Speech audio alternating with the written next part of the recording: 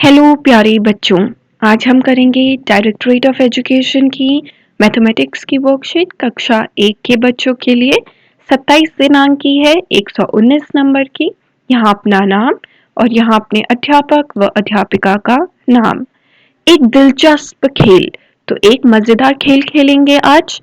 बच्चों, क्या आप पहचान सकते हैं कि यह चित्र किस खेल का है? ये तो सबको पता होगा कि लूडो का खेल है। बिल्कुल सही, यह लूडो का चित्र है। लूडो एक बहुत ही दिलचस्प खेल है।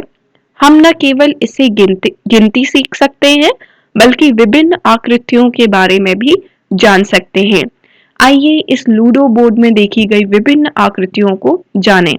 तो आज हम शेप देखेंगे। शेप को कहते हैं आकृति। तो चलिए देखते हैं।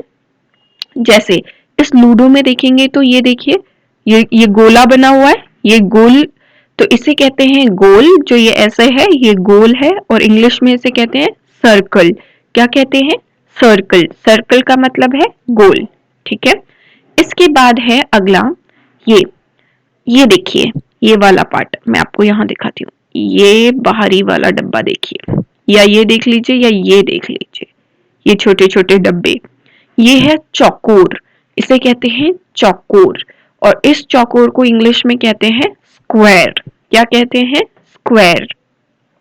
आप देखेंगे तो यहाँ देखिए, इस पार्ट में देखिए लूडो के, ये जो अंदर वाला पार्ट है ऐसे वाला, ये वाली आकृति, ये देखो, ये वाली आकृति को कहते हैं ट्रायंगल। क्या कहते हैं? ट्रायंगल। और इसे हिंदी में कहते हैं त्रिभुज। क्या कहते हैं? त्रिभुज। त्रिभुज और इंग्लिश में ट्रायंगल। ठीक है। अब लिखा है क्या? अब आप अपने घर आसपास से नीचे दी गई आकृतियों, शेप्स के कुछ उदाहरण देने की कोशिश करें। तो अब आप क्या करेंगे? अपने घर के आसपास देखेंगे कुछ ऐसी चीजें जो ऐसे ही दिखती हैं, और उनका नाम लिखेंगे। तो पहली आकृति आपको गोल आकृति दी हुई है। तो आपको बहुत ध्यान से अपने घर के आसपास देखना है कि ऐसी कौन सी चीज है जो गोल दिखती है, और उसका उदाहरण लिखना है। ठीक है। जैसे अगर बात करें घर के आसपास, क्या जैसे ही सुबह उठते हैं तो सब लोगों को आसमान में कुछ चीजें तो दिखती ही होंगी। ये मैं आपको उदाहरण दे रही हूँ। तो वो क्या चीज है? वो है सूरज। अगर सन को देखो कि बहुत ध्यान से, तो वो गोल होता है ना सेंटर से। तो आप लिख सकते हैं सन। इंग्लिश में होगा सन, हिंदी में होगा सूरज। क्या होगा? सूरज। इसी प्रकार और क्या है? अगर घर में घड़ी है, घड़ी घड़ी, तो घड़ी भी क्या होती है? कोई कोई घड़ी गोल होती है, कोई स्क्वायर शेप की होती है। तो देख लो, इसे इंग्लिश में कहते हैं वॉच। वॉच।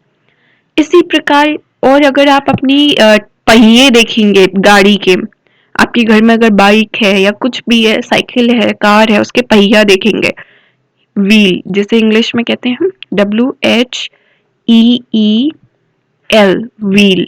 हिंदी में कहते हैं पहिया। तो पहिया भी कैसा होता है? गोल। ठीक है। तो ये हो गया आपका गोल आकृति की चीजें। अब आपने चौकोर, स्क्वायर शेप की चीजें लिखनी है।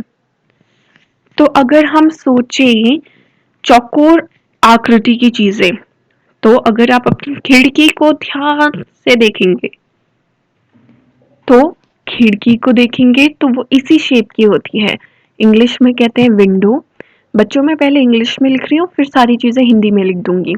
ठीक है। विंडो, पहले यहाँ पूरा इंग्लिश में, फिर उसके नीचे उनका हिंदी में मतलब। एक हो गया विंडो।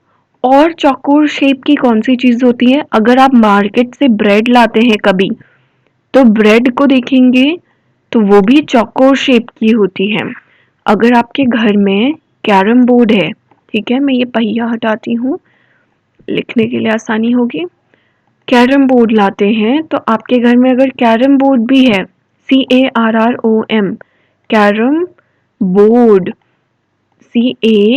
CARROM, कैरम बोर्ड, तो वो कैरम बोर्ड भी BOARD, कैरम बोर्ड। ठीक है। अब मैं इनको हिंदी में लिखना शुरू करती हूँ। तो पहले यहीं से शुरू कर लेती हूँ। कैरम बोर्ड को हिंदी में कैसे लिखेंगे?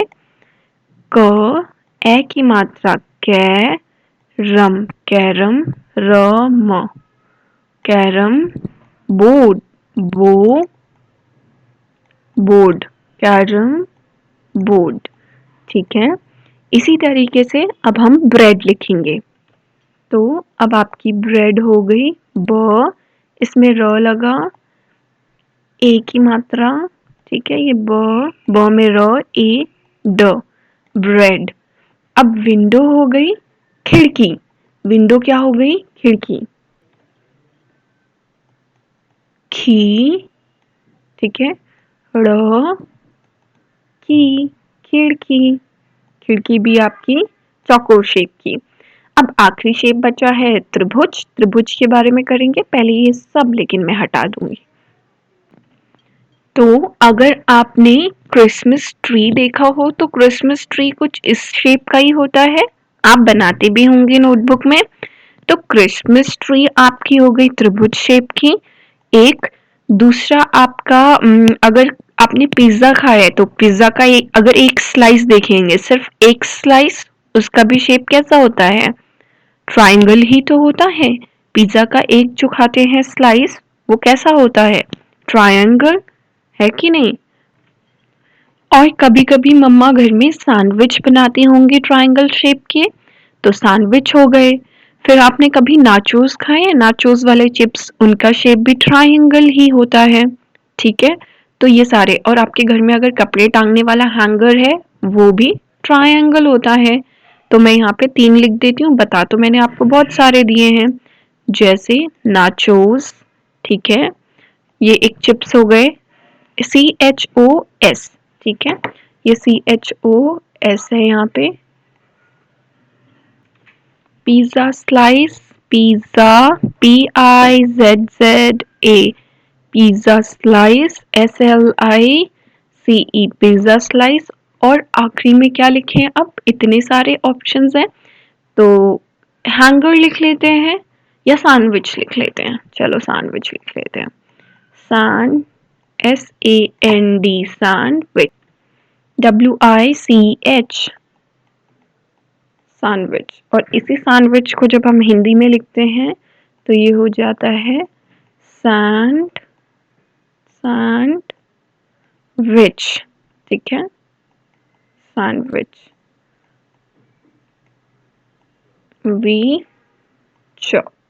सैंडविच।